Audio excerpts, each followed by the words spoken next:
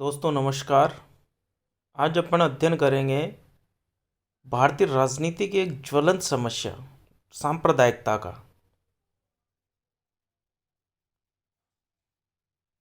सांप्रदायिकता का अध्ययन अपन आज करेंगे। सबसे पहले देखेंगे सांप्रदायिकता की अवधारणा। सांप्रदायिकता क्या है?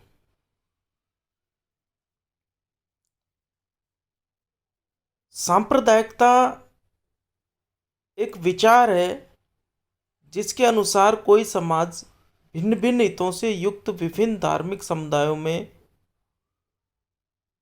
विभाजित होता है।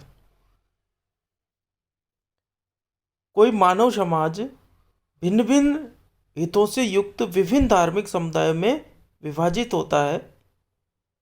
सांप्रदायिकता का अर्थ उस संकीर्ण मनोवृत्ति से है जो धर्म और संप्रदाय के नाम पर पूरे समाज और राष्ट्र के व्यापक हितों के विरुद्ध व्यक्ति को केवल अपने व्यक्तिगत धर्म के हितों को प्रोत्साहित करने तथा उन्हें संरक्षण देने की भावना को महत्व देती है।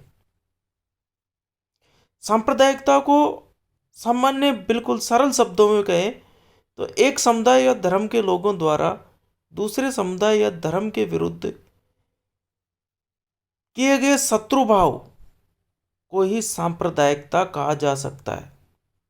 एक धर्म या समुदाय के लोगों द्वारा दूसरे समुदाय या धर्म के लोगों से नफरत करना, उन्हें अपना शत्रु समझना, यही सांप्रदायिकता है। सांप्रदायिकता का विकास किस तरीके से हुआ भारत के संदर्भ में अपन देखें तो निश्चित तौर पर प्राचीन काल में समाज विभिन्न धर्मों एवं वर्गों में विभक्त था। बावजूद इसके हमें भारतीय समाज में सांप्रदायिकता के आधार पर हुई हिंसा के बारे में कोई जानकारी नहीं मिलती। प्राचीन काल में सांप्रदायिकता की कोई जानकारी नहीं मिलती। मौर्य काल में भी अगर अपन देखें तो अशोक के शिलालेखों में धार्मिकता सहिष्णुता के बारे में जानकारी मिलती है, जिसमें उनकी धम्म नीति पर विशेष चर्चा उल्लेखनीय है। मध्यकाल में भी देखें तो अकबर जैसे लोगों ने या अकबर जैसे शासक ने दीन इलाही की स्थापना की, जिसमें सभी धर्मों को समान भाव से देखने पर जोर दिया गया। भारत में सांप्रदायिकता के वर्तमान स्वरूप की जो जड़ें हैं वह अंग्रेजों के आगमन के साथ ही भारतीय समाज में स्थापित हुई। अंग्रेजों के आने से ही उनकी जो नीतियां हैं उनके फलस्वरूप ही भारत में सांप्रदायिकता का उदय हुआ। यह उपनिवेशवाद का प्रभाव तथा इसके खिलाफ उत्पन्न संघर्ष की आवश्यकता का प्रतिफल थी। अंग्रेजों की फूट डालो राज करो की नीति के बावजूद भी 1857 के विद्रोह के समय हिंदू मुस्लिम एकजुट होकर अंग्रेजों के से लड़े, परंतु उसके बाद में उन्होंने अपनी जो फूट डालो राज करो की नीति है इसके द्वारा भारत में अपने हितों की पूर्ति की और समय समय पर लोगों को बांटने के लिए सांप्रदायिकता का कार्ड का प्रयोग किया। अंग्रेजों ने 1905 में बंगाल का विभाजन किया। दिखाने के लिए तो वो प्रशासनिक तौर पर किया गया कि बंगाल बड़ा प्रांत है, इसका प्रशासन चलाने में असुविधा है, इसका विभाजन किया, परंतु वो बंगाल का विभाजन सांप्रदायिकता के आधार पर ही किया गया था।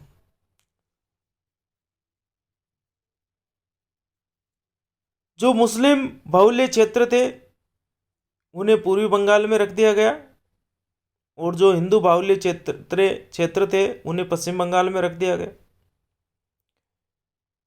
1906 में मुस्लिम लीग की स्थापना मोहम्मद अली जिन्ना के द्वारा मुस्लिम लीग की स्थापना जो की गई थी 1906 में, उसने भी हिंदू मुस्लिम सांप्रदायिकता को आधार बनाया गया था।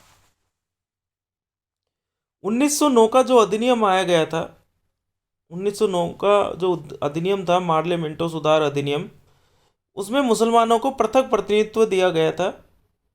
इससे भी हिंदू मुस्लिम एकता कमजोर हुई और दोनों हिंदू और मुसलमानों के मध्य विवाद, या यूं कहें कि दोनों को विभाजन की कोशिश की गई। 1932 में कम्युनल अवार्ड की घोषणा विभिन्न समुदायों को संतुष्ट करने के लिए की गई। इससे सांप्रदायिक राजनीति को और अधिक बढ़ावा मिला। 1940 के लाहौर अधिवेशन में पृथक राज्य के रूप में मुस्लिम लीग ने मुस्लिम बहुल क्षेत्रों के लिए पाकिस्तान की मांग की और ये सांप्रदायिकता की भावना का सबसे भयंकर उफान था। 1940 में जो मुस्लिम लीग ने मुस्लिम बहुल इलाकों के लिए पाकिस्तान की मांग की, ये सांप्रदायिकता की अंग्रेजों की जो रणनीति काम कर रही थी उसका चरम बिंदु था। 1947 में भारत का विभाजन हुआ। यह भी संप्रदाय के आधार पर हुआ। सांप्रदायिकता के आधार पर राजनीति का यह क्रम यहीं पर नहीं रुका, बल्कि आज़ादी के बाद आज भी भारतीय समाज और राजनीति में ये सांप्रदायिकता देखी जा सकती है। आज भारतीय राजनीति में देखें तो राजनीतिक दलों के पास हिंदू मुस्लिम दंगे कराना, मंदिर मस्जिदों के मुद्दे के अलावा कोई मुद्दे ही नहीं बचे। तो भारतीय राजनीति को आज भी सांप्रदायिकता नामक कीड़ा खोखला कर रहा है। सांप्रदायिकता के क्या कारण है उदय के होने के? तो सबसे पहला जो सांप्रदायिकता के उदय का कारण है वो राजनीतिक कारण ही है।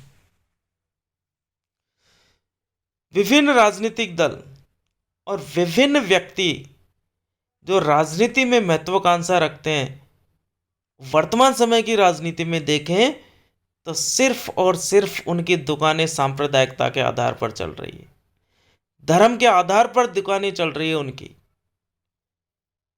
हर चीज को सांप्रदायिक रूप देने की कोशिश करता है उनके दिमाग में हमेशा।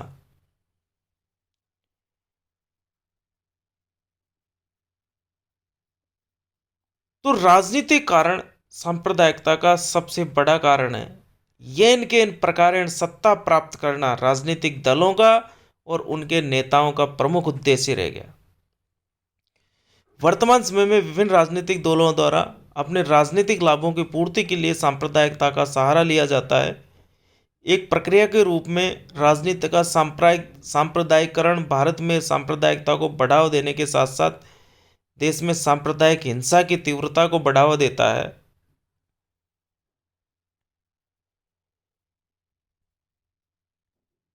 आर्थिक कारण भी है। सांप्रदायिकता के उदय के विकास का असमान स्तर, वर्ग विभाजन, गरीबी एवं बेरोजगारी आदि कारण सामान्य लोगों में असुरक्षा का भाव उत्पन्न करते हैं। असुरक्षा की भावना के चलते लोगों का सरकार पर विश्वास कम हो जाता है। परिणामस्वरूप अपनी जरूरतों हितों को पूरा करने के लिए लोगों द्वारा विभिन्न राजनीतिक दलों जिनका गठन सांप्रदायिक आधार पर हुआ है, इनका सहारा लिया जाता है। सांप्रदायिकता का जो सबसे बड़ा, अगर पिछले 4-5 8-10 सालों का या 5-6 सालों का कारण देखें तो सबसे बड़ा कारण है मीडिया। मुजफ्फरपुर दंगे हो, चाहे और कोई अखलाक की मृत्यु हो, ये सब मीडिया के कारण। मीडिया ऐसा लोकतंत्र का चौथा स्तंभ न होके और बिल्कुल मीडिया एक दलाल की भूमिका अदा कर रहा है वर्तमान में भारतीय राजनीति में। मीडिया द्वारा अक्सर सनसनीखेज आरोप लगाए जाते हैं, अफवाहों को समाचार पत्रों के रूप में प्रसारित किया जाता है। पेड न्यूज का चलन बहुत ज़्यादा बढ़ गया है। इस कारण कभी कभी सांप्रदायिक प्रतिद्वंदी धार्मिक समूहों के बीच तनाव और दंगों के रूप में देखने का मिलता है। सोशल मीडिया भी देश के किसी भी हिस्से में सांप्रदायिक तनाव या दंगों से संबंधित संदेश को फैलाने का एक सशक्त माध्यम बन गई है। सोशल मीडिया पर ऐसी ऐसी फोटो, इस तरीके से संदेश वायरल होते हैं कि वो आज अपन देखते हैं जहाँ भी कहीं थोड़ा सा भी कुछ ही दंगा भड़कने की कोशिश रहती है, सबसे पहले इंटरनेट सेवाएं वहाँ बंद की जाती है। इसीलिए बंद की जाती है कि वहाँ के वो जो इंटरनेट पे आज सोशल मीडिया पे इतने जो गलत मैसेज अफवाहों के रूप में फैलाए जाते हैं, जो गलत अफवाहें फैलाई जाती है, जो उस तनाव को और बढ़ावा देती है, इसलिए बंद की जाती है। तो जो मीडिया है वो भी सांप्रदायिकता को बढ़ावा देने का काम कर रहा है अभी। मनोवैज्ञानिक कारण, सांप्रदायिकता का मनोवैज्ञानिक कारण भी है। दो समुदायों के बीच विश्वास और आपसी समझ की कमी या एक समुदाय द्वारा दूसरे समुदाय के सदस्यों का उत्पीड़न आदि के कारण उनमें भय, शंका और खतरे का भाव उत्पन्न होता है। इस मनोवैज्ञानिक भय के कारण लोगों के बीच विवाद, एक दूसरे के प्रति नफरत, क्रोध और भय का माहौल पैदा हो जाता है। प्रशासनिक कारण भी है सांप्रदायिकता के। आज सत्ताधारी पार्टी प्रशासन का दुरुपयोग करती है। गुजरात दंगों में अपन देखें तो प्रशासन की मौजूदगी में किस तरीके से कत्लेआम मचाया था। तो सत्ताधारी दल और कहीं प्रशासन भी कई बार हिंसा को रोक नहीं पाता और एक बार थोड़ा सा तुल बढ़ जाता है, सही काम नहीं कर पाता प्रशासन, तो वो सांप्रदायिकता का रूप आगे बढ़ जाता है और वो देश के लिए खतरनाक हो जाता है। पुलिस व अन्य प्रशासनिक अधिकारियों के बीच समन्वय की कमी, कभी कभी पुलिस कर्मियों को उचित प्रशिक्षण प्राप्त न होना, पुलिस जाति इत्यादि भी सांप्रदायिक हिंसा को बढ़ावा देने वाले कारकों में शामिल होती है। देश में सांप्रदायिकता की प्रमुख घटनाएं अगर अपन देखें तो 1947 का भारत विभाजन, लाखों लोग अपने घरों से विस्थापित हो गए, बेघर हो गए। यहाँ से पाकिस्तान वाले क्षेत्र में या पाकिस्तान से यहाँ जो ट्रेनें भर भर के आ रही थी पाकिस्तान से यहाँ लोगों को, उसमें ट्रेनों में लोग से ज़्यादा तो लाशें आ रही थी। रक्त रंजित भारत का विभाजित हुआ। 1984 में श्रीमती भारत की मजबूत और सशक्त श्रीमती इंदिरा गांधी की मृत्यु के बाद में देश के कुछ हिस्सों में या दिल्ली वाले इस क्षेत्र में, पंजाब वाले दिल्ली वाले क्षेत्र में कुछ से सिख दंगे भड़क गए थे। 1992 के बाबरी मस्जिद विवाद में को अपन देखें, पूरे देश में हिंदू मुस्लिम दंगे भड़क गए थे। 2002 में गुजरात में हिंदू मुस्लिम दंगे भड़क गए थे। 2013 में मुजफ्फरनगर में जो दंगे हुए, ये सब, इनमें से अधिकांश दंगे सिर्फ सांप्रदायिक तत्वों के द्वारा करवाए गए, जो छद्म व दूषित राजनीति का ही परिणाम थे। सांप्रदायिकता के क्या परिणाम हैं? देश में बार बार होने वाली सांप्रदायिक हिंसा धर्मनिरपेक्षता एवं धार्मिक सहिष्णुता को बढ़ावा देने वाले संवैधानिक मूल्यों पर प्रश्न चिन्ह लगाती है। सांप्रदायिक हिंसा में पीड़ित परिवारों को इसका सबसे अधिक खामियाजा भुगतना पड़ता है। उन्हें अपना घर, प्रियजनों यहाँ तक कि जीविका के साधनों से भी हाथ धोना पड़ता है। सांप्रदायिकता समाज को सांप्रदायिक आधार पर विभाजित कर देती है। सांप्रदायिक हिंसा की स्थिति में अल्पसंख्यक वर्ग को समाज में संदेह की दृष्टि से देखा जाता है और इससे देश की एकता और अखंडता के लिए खतरा उत्पन्न होता है। सांप्रदायिकता देश की आंतरिक सुरक्षा के लिए भी चुनौती प्रस्तुत करती है, क्योंकि सांप्रदायिक हिंसा को भड़काने वाले एवं उससे पीड़ित होने वाले दोनों ही पक्षों में देश के नागरिक शामिल होते हैं। इसका समाधान क्या है? सांप्रदायिकता की समस्या का समाधान क्या है? इसका सबसे प्रमुख समाधान तो यही है कि लोगों को जागरूक किया जाए, अच्छी शिक्षा दी जाए और जो धर्म का चोला पहन के राजनीति करने की कोशिश करते हैं उनका वो चोला उतारा जाए। विकास के मुद्दों पर, सकारात्मक मुद्दों पर वो चुनाव लड़े। शांति, अहिंसा, करुणा, धर्मनिरपेक्षता और मानवता के मूल्यों के साथ साथ वैज्ञानिकता और तर्कसंगतता के आधार पर स्कूलों और कॉलेजों में बच्चों के उत्कृष्ट मूल्यों पर ध्यान केंद्रित करने और शिक्षा पर विशेष जोर देकर सांप्रदायिक भावनाओं को रोका जा सकता है। वर्तमान आपराधिक न्याय प्रणाली में सुधार करने के साथ साथ शीघ्र परीक्षणों एवं पीड़ितों को पर्याप्त मुआवजा दिए जाने की आवश्यकता है, जो पीड़ितों के लिए निवारक के रूप में कार्य कर सकते हैं। सांप्रदायिक दंगों को रोकने हेतु प्रशासन के लिए संहिताबद्ध दिशा निर्देश जारी करना, पुलिस बल के लिए विशेष प्रशिक्षण, साथ ही जांच और अभियोजन एजेंसियों का गठन कर सांप्रदायिकता के कारण होने वाली हिंसक घटनाओं में कमी की जा सकती है। सरकार, नागरिक समाज और गैर सरकारी संगठनों को सांप्रदायिकता के खिलाफ जागरूकता के प्रसार में मदद करने वाली परियोजनाओं को चलाने के लिए उन्हें प्रोत्साहन और समर्थन प्रदान करना चाहिए, ताकि आने वाली पीढ़ियों में मजबूत सांप्रदायिक सद्भाव के मूल्यों का निर्माण किया जा सके और इस प्रकार एक बेहतर समाज का निर्माण किया जा सके। सांप्रदायिक हिंसा को रोकने के लिए मजबूत कानून की आवश्यकता है। सांप्रदायिक हिंसा रोकथाम, नियंत्रण एवं पीड़ितों का पुनर्वास विधेयक 2005 को मजबूती के साथ लागू करने की आवश्यकता है, बिना किसी भेदभाव के। युवाओं की शिक्षा और बेरोजगारी की समस्या का उन्मूलन किए जाने की आवश्यकता है, ताकि एक आदर्श समाज की स्थापना की जा सके। इस प्रकार सांप्रदायिकता की समस्या को हल किया जा सकता है।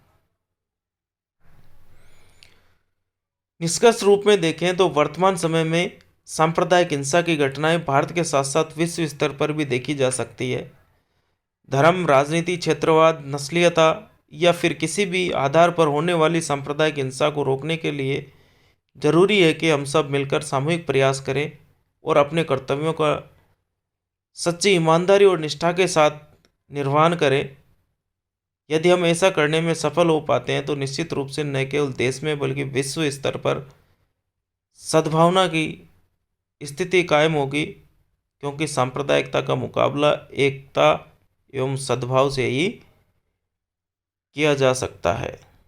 धन्यवाद। जय हिंद, जय भारत।